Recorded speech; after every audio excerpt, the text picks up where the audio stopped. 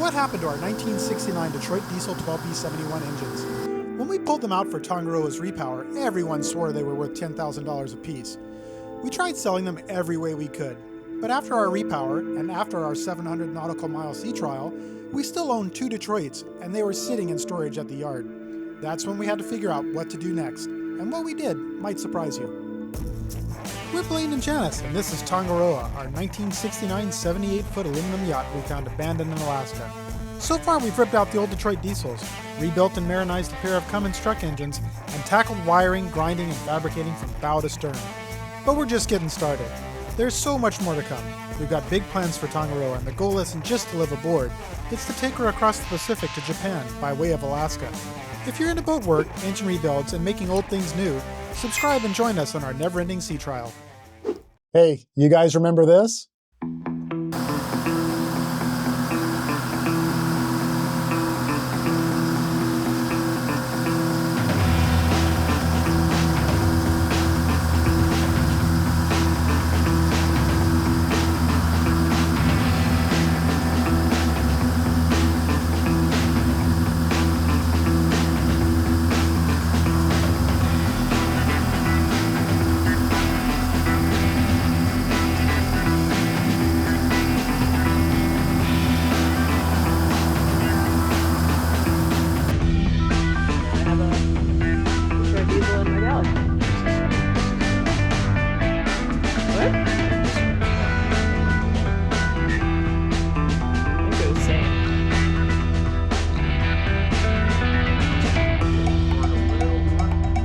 You're clear.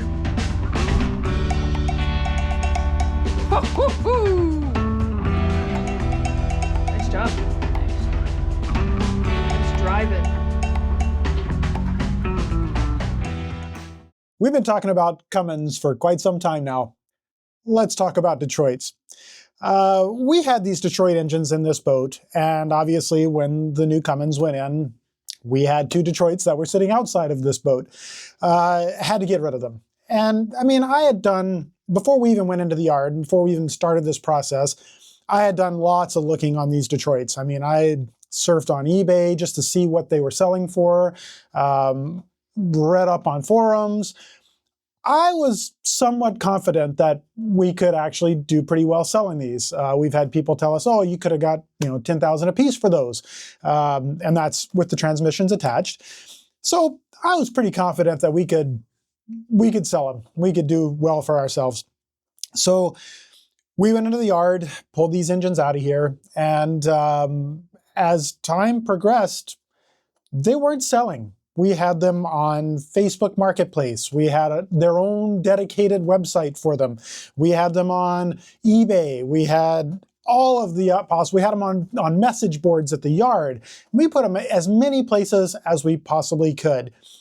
And there was zero interest. We maybe had some tire kickers, but nobody had any bites for them. I mean, that was just dead ends everywhere on that. So we got to the point where the repower was complete. It was time for us to leave on our sea trial, and we still had not sold these engines. They were sitting on the paddock underneath the boat.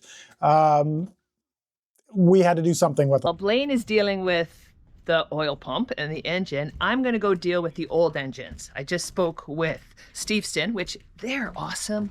Like, everybody here has just been amazing, but they're going to store the Detroits with us till September for us. But I'm going to go take the mini truck and go pick up the little parts. And Maggie is sitting in the mini truck waiting.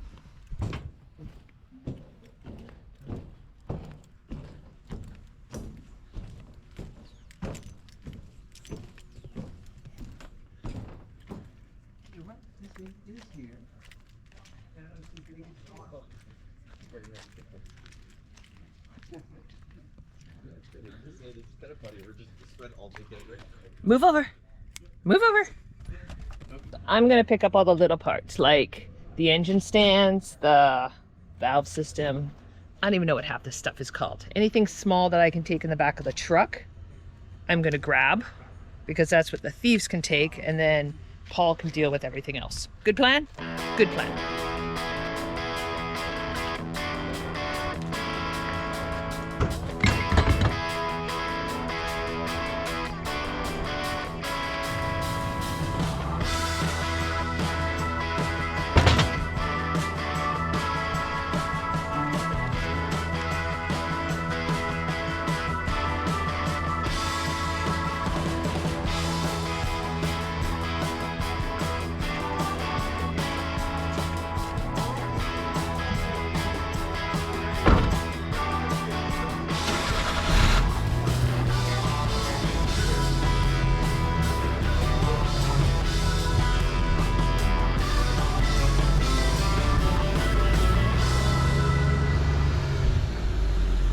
So now we were done with our sea trial. We were sitting back on our mooring in Victoria, and the engines were still in Vancouver, and we had to figure out what we were going to do with them, whether we leave them in Vancouver and try to sell them there, or bring them back to Victoria. And ultimately, we decided that it was time to go pick them up and bring them home. So today is the day. We are heading over to Vancouver to pick up the old engines and bring them back to Victoria. It's myself, Captain Paul, Maggie. Gonna go, grab some engines. Got a equipment trailer back there somewhere. So 8,000 pounds worth of motor coming back. Hope it all goes well. So are those, so we decided Captain Paul's gonna put these into his Hurston. Yeah. Twins. Twin, yep. They ought to fit real nice in there. Oh yeah. Yeah, so we're just working on getting them crated so we can get them on the trailer. And I have a very all right, we got engine number 1 prepped, ready to go. We got the trailer ready over there. Just got the mother of all forklifts to get it in here. How are we looking, Captain? Just going to make it. Just. Well, Just. that's what it's all about, right? Oh, here. I think that's Porsche. I think.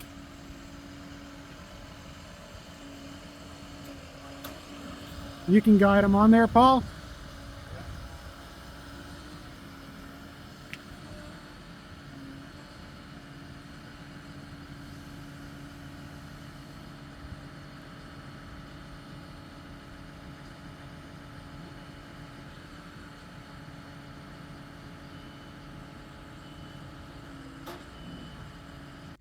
All right, just at the tail end of strapping these down, and then Captain Paul and I are going to be on our way back.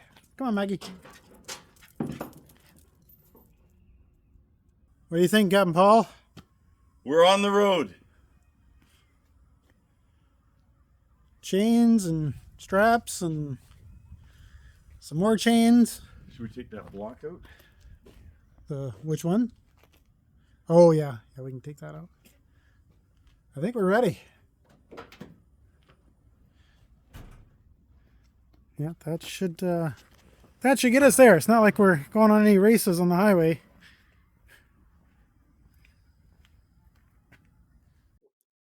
Now we have these engines in Victoria. They were at my shop and we were having zero luck selling them as complete engines. So we figured, you know what? Probably the reason why they're not selling is because they're a gigantic engine. Nobody wants to ship a gigantic engine across to anywhere. So we kind of changed tacks on it, and I figured, you know what? They're not selling as whole. Let's part them out and see if we can reclaim some costs with parts, because lots of parts on eBay for Detroits. And I mean, obviously people are still using these engines, so they're going to need parts. It seemed like a pretty good idea. Paul and I are back at the shop again today. And we're tackling some big old green Detroits, starting to tear them down, get everything ready to sell, hopefully. I had no bites on complete engines, so we're making incomplete engines. And yeah, they're dirty, they're gross. Green leakers. Green leakers, they're coming apart though. Good engines, but just not for us.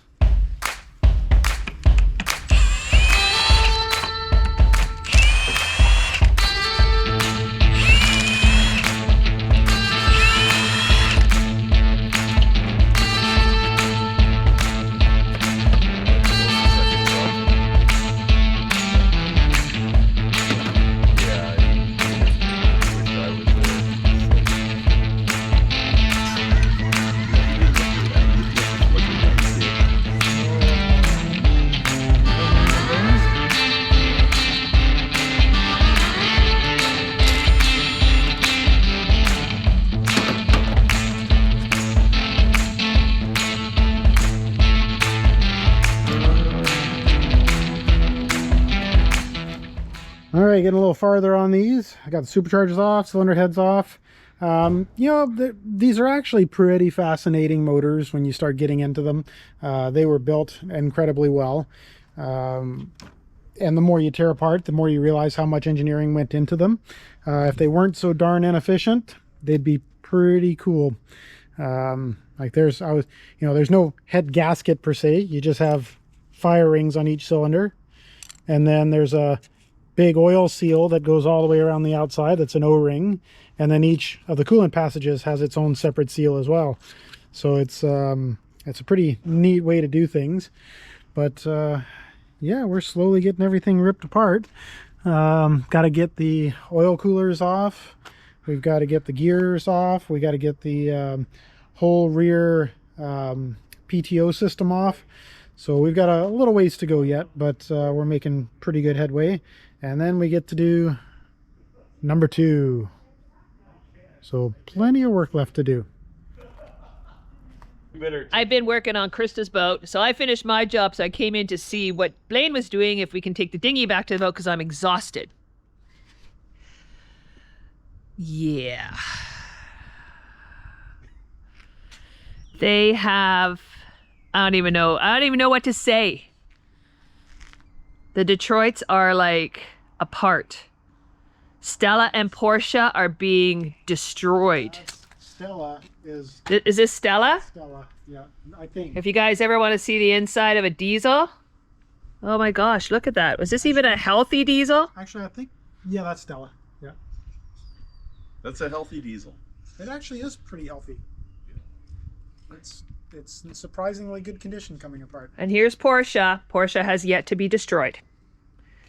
But they have a lot of parts out. And as if you guys can guess, we're parting her out. So if you need any parts for a Detroit diesel 12 V71s, look on eBay. We'll be there.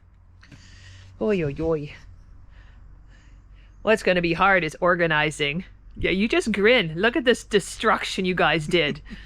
He's been having a great time. Oh my gosh, yeah, because it's not his. He's like, you made fun of my engine, now look at yours. We already did my engine. Took it apart. You know what's going to be a lot is figuring out what all these parts are, taking pictures and listing them all eBay and shipping them all out. But I think it's going to be worth it. I can see what I'm doing next week. Number 2 of Cummins disassembly, or sorry, Detroit disassembly days. Got Captain Paul over again. He got here a little earlier than I did this time, and he started the disassembly on Porsche. So I actually came in and made a lot of progress really quickly because Paul had it all ready to go. So we're carrying on with this one and hopefully get most of it done by midday because it's a half day today. We're gonna absolutely take a holiday. We're slacking today. Captain Paul's working away here. What he's taken off are there's screws that go in. You can see these little set screws here. These go into each one of the cam bearings. That's what holds the cam bearings in place. So when you remove these cams, the bearings just slide out with the cam. It's actually pretty cool. So they're all the way down the length of that. And then we have to also remove the cam retainers and bearings. So this is a big tube assembly that comes out of here. That is the front bearing and the rear bearing as well for these motors. So we're going to do that, and we'll film when we start sliding the camshafts out. You can see the gear train in the back. And if you notice, the camshaft gears are the same diameter as the crankshaft gear, because on the 2-stroke Detroits, the camshafts turn at the same speed as the engine, because it's a 2-stroke, and it doesn't need a full 720 degrees to go through a cycle. So there you go.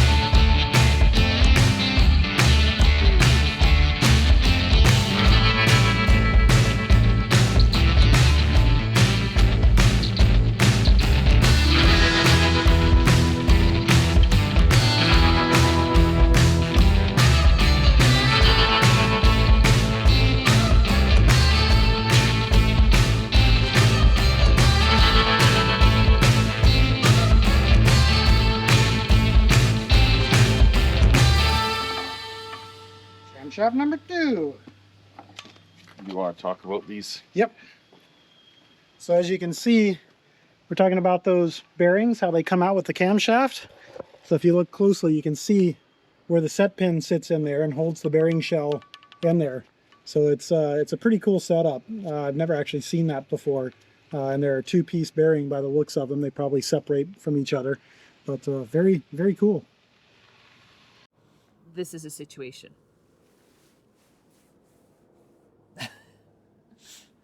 What is this, Blaine? That is all the ancillary parts. Ancillary? Yeah. That's a magic word today. And these? That's the 2 gearboxes. Are we selling these? Yep.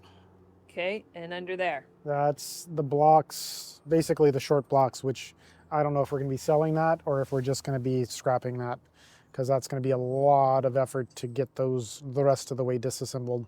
So today we are making some decisions and what parting up. But there's stuff in here too, right? Yeah, oh, the good stuff is inside. Oh, show me the good stuff. Okay, this is all the good stuff. Yeah. So you got cylinder heads, camshafts, bearing housings for the camshafts, all the fuel injectors. Those all injectors? Yep. These? Flywheels. Then we've got the piles over here, Oh my gosh. which we've got superchargers. We've got heat exchanger Sorry, housings. what superchargers? That's the superchargers there. Superchargers? Yep. Look at 2 of them are, 2 are in very poor condition, and then the other 2 are actually in really good condition. Where are they? Underneath those 2. Got it. These things? These are the heat exchanger housings. Okay. Got all the valve covers. And these are the later model valve covers, so they'll probably be in demand. Then I got the starters. I got water pumps. Some other bits and pieces of gears, and then over there I've got the 2 PTO housings that go on the back. So those are probably worth something as well. So yeah, a few things. Okay, I'm a bit overwhelmed. I did not know we had this much to list. Okay. Big engines. Excel spreadsheet, pictures. Let's do it. Alrighty. Where do you want to start? The stuff out there, ancillary parts? Or in here? I think in here first. Yeah. Okay, let me go get my laptop. Okay, sounds good. Paul and I had gotten to work on these, and we had stripped them down to as far as we could possibly go. I mean, I had no way to really lift these engines to pull off pans and remove crankshafts, so they were basically sitting there as a short block, and that was as far as I was going to disassemble them. So we listed the cylinder heads on eBay, we listed the camshafts, we listed the gears, the bell housings or the flywheel housings, we listed the superchargers. There was nothing moving. We had no bites on anything. I tried locally, I tried Facebook Marketplace, like we did when we were selling the main engines. Nothing. Nobody had any interest in any of this. And unfortunately, I got the bad news that my landlord was not going to extend my lease and that I had to be out of my shop in a week. So I was out of options for these. I even brought the local Detroit diesel guru in Victoria down. This is the guy that everybody had sent me to have a look at them. And he came down, we chatted. He pretty much told me nobody wants these. He says he's tried to sell stuff. It just doesn't move. And I think he looked through all the parts. And this is a guy, I mean, I think he's kind of moving into retirement, but this is a guy that works on all these. He's the guy that you call when you need Detroit work done in Victoria. He left with a thermostat housing. That's it. He wasn't interested in any of the other parts. And that's pretty, damning for the engines. I mean, there's no, if you can't get the guy who works on them to buy anything, that does not bode well. Now, at this point, I had to be out of my shop. I had no real storage space. I did have a container that I was moving stuff in, but it did not have room for 2 big Detroit diesel engines or a bunch of big green parts. As we were progressing with these engines throughout these months, we were starting to get the realization that we weren't going to be reclaiming anything from these. We were going to get no monetary value back off of these engines. And we were at the point where we had no more choices. We had no more time to deal with them. And unfortunately, we had to make the decision to scrap them. I know a lot of people are going to hate that, and I hated it as well. It hurt me in my very soul to have to do that. But unfortunately, we had no options. We couldn't even give them away. We had people that I was trying to say, you know what, all you got to do is come and pick them up. Nobody wanted them. And even for being given away, nobody wants to ship stuff like this. Like, I'm sure I probably could have made the move in Florida, but how much does it cost to ship 10,000 pounds worth of engine to Florida? It's just not worth it. So we took all those parts, put them into a scrap bin, and they went to the local scrap company. The only thing that we had left at this point, and I think still have left, are the superchargers. They're sitting in the container. Made really good props for loading Kiki into the container because we put boards on top of them to get up the ramp into the container. And even, you know, with reclaiming scrap value, I did everything I could to suck all of the oil out of these engines, all of the oil out of the transmissions. The scrap company came and picked up the engines. I called them a little bit later to ask if what they were worth for scrap. They said they weren't going to pay us anything because there was a big, huge oil leak in there, and they had to spend a whole bunch of time cleaning it up, so they weren't going to pay anything for them. So at the whole end of the story, we got zip for these engines. We made zero money on any part on these engines, and had to go through the absolute pain in the butt of scrapping and dealing with that. So sad end of the story, but unfortunately, you have to deal with the cards that you're given, or the engines you're given. If you want to see how we got here, start from the beginning of our Repower series and watch Tangaroa's engine room transform. And if you'd like behind-the-scenes updates, photos, and stories sent right to your inbox, sign up for our free newsletter, The Captain's Log, at onboardtangaroa.com. See you next week.